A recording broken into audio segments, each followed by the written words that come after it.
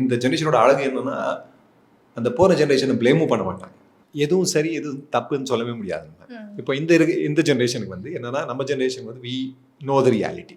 So நமக்கு கனவுகள் இருக்குது, ஆனால் அந்த கனவை தேடி போக முடியுமான்னு தெரியல எனக்கு. பட் ஸ்டில் நான் ட்ரை பண்ணுறேன்.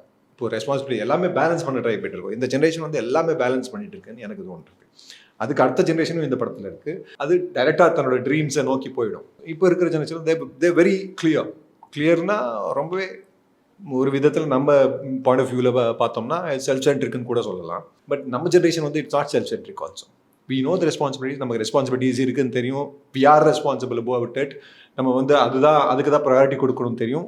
அந்த ப்ராசஸில் வந்து நம்ம கனவுகள் வந்து பேக் சீட் எடுத்துரும். But still we are aware about our dreams. We try to go அந்த ஜேர்னி எடுக்க ட்ரை பண்ணுறோம். அந்த ட்ரை பண்ணுற கேரக்டர் தான் இந்த Raj. So that is it self in a way a success.